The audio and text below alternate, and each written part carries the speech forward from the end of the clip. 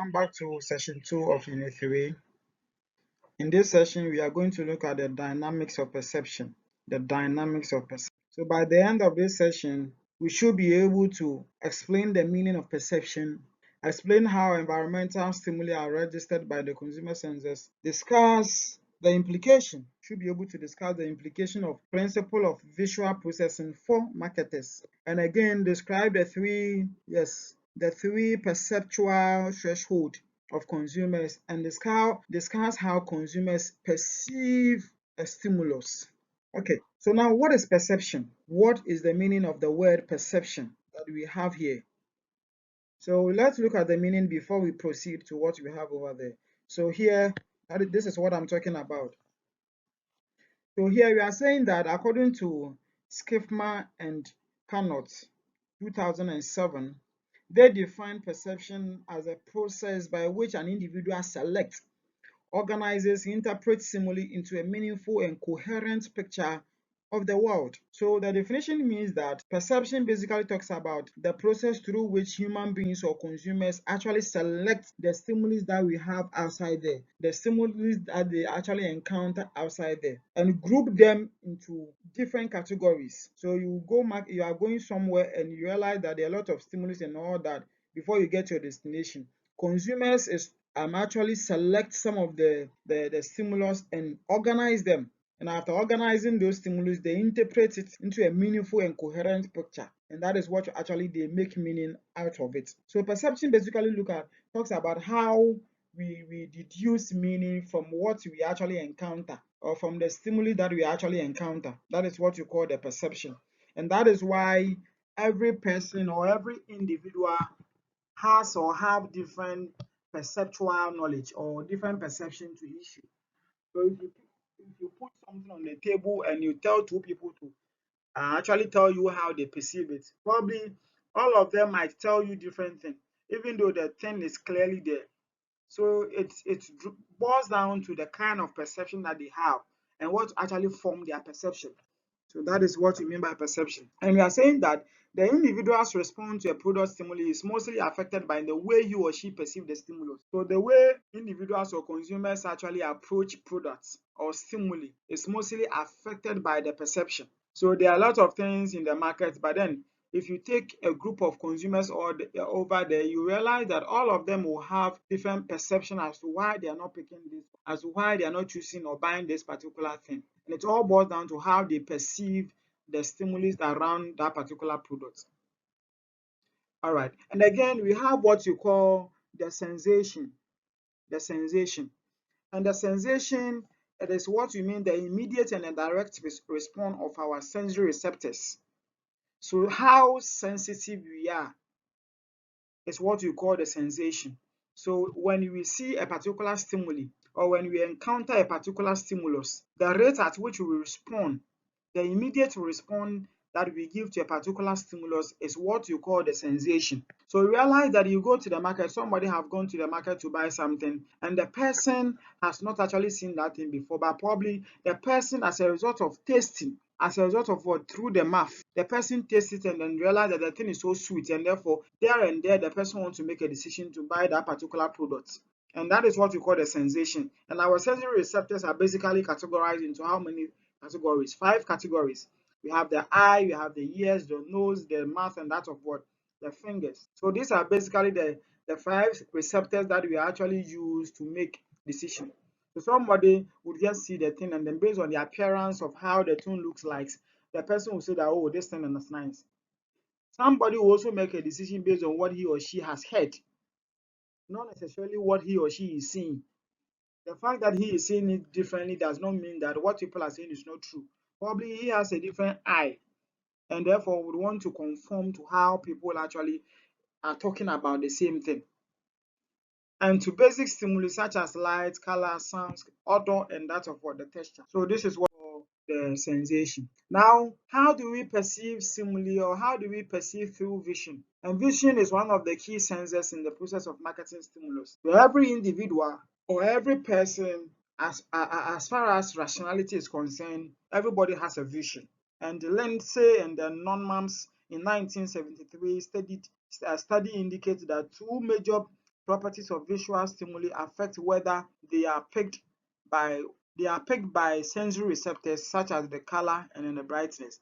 So they actually they conducted a study and they realized that visually, in terms of what we see, people make decision or people's stimuli are affected by the color of what they see, how they see the stimuli and how bright. And so sometimes there are a lot of stimuli that we encounter, and because of the how visible or how bright they are, we tend to pay attention to those ones. And even the color, there are certain people that whether you dash something to them or whatever, if that thing is in a particular color, they won't take it. And even if you give it to them, they won't cherish it. But if they love that particular color, that is where they pay attention to that particular stimuli. So the implication of the principle of visual processing for marketers.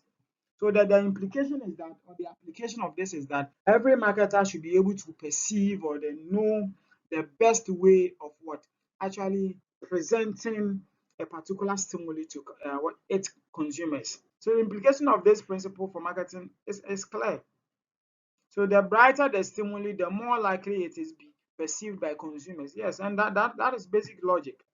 So if you're a marketer and you want to actually communicate a particular stimuli, you should be able to know that the brighter the stimuli, then the higher the probability the customers are going to pay attention to. And this is why many packages and advertisements are relatively intense in design. Now, perceiving through hearing. There are a lot of customers, as I indicated earlier on, they perceive certain things based on what they hear.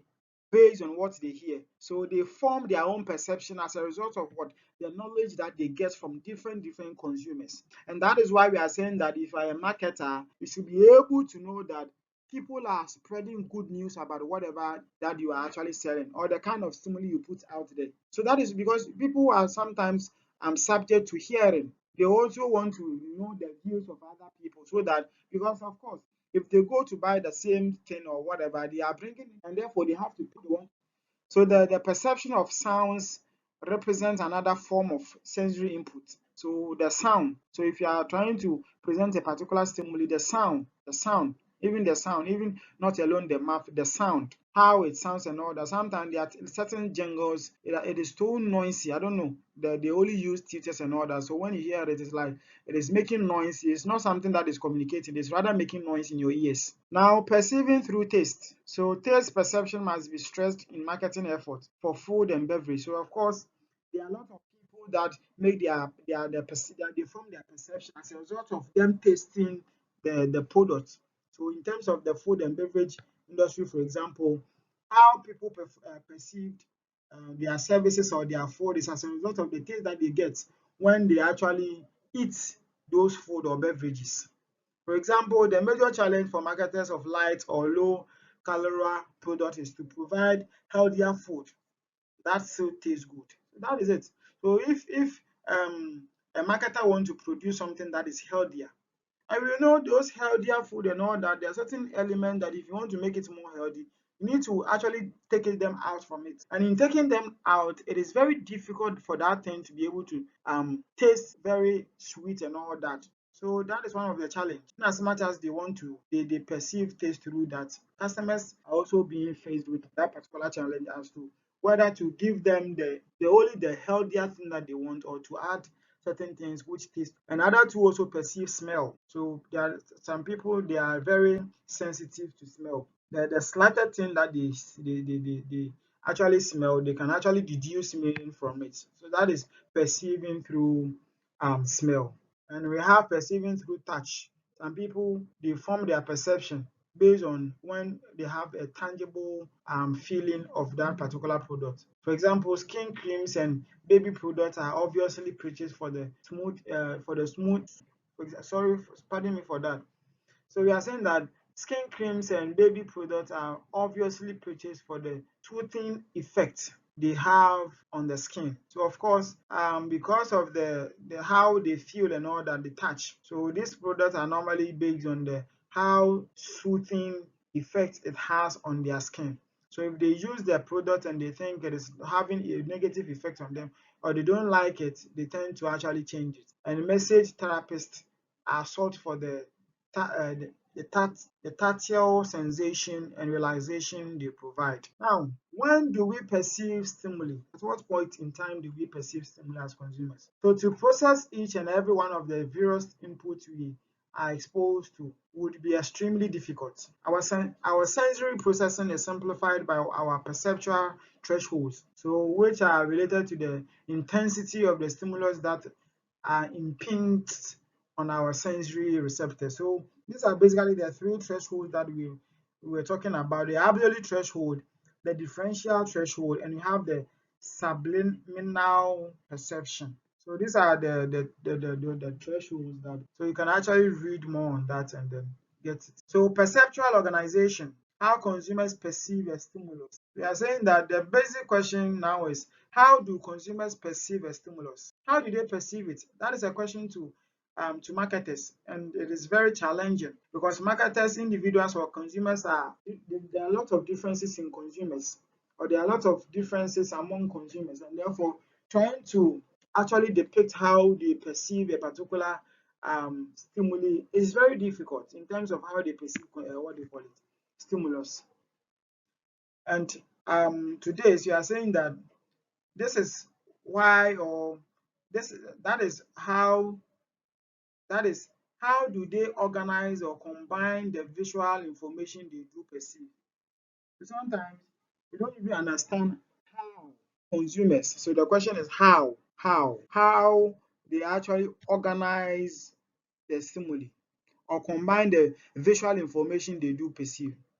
Consumers do not perceive the numerous stimuli they select from the environment as separate and discrete sensations. Rather, they tend to organize them into groups and perceive them as a unified whole. And of course, they don't have time to do it one by one. So they just organize all of them and then they make or they form their own perception about it. So we are saying that this method of perceptual organization simplifies life considerably for the individual's consumers. It makes life easier. Okay. So now there are three basic principles of perceptual organization, of which some of us have actually, maybe I don't know, have actually encountered or actually read in the course of some of their courses. So there are basically three. We have the figure and then the ground one, we have the grouping, and we have the closure.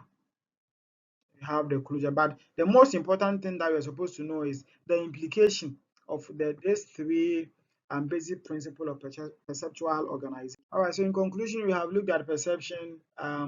We have also learned about perception consists of those activities that which an individual acquires and assign meaning to stimuli. I've looked at the various thresholds and all that. Thank you very much. Thank you very much.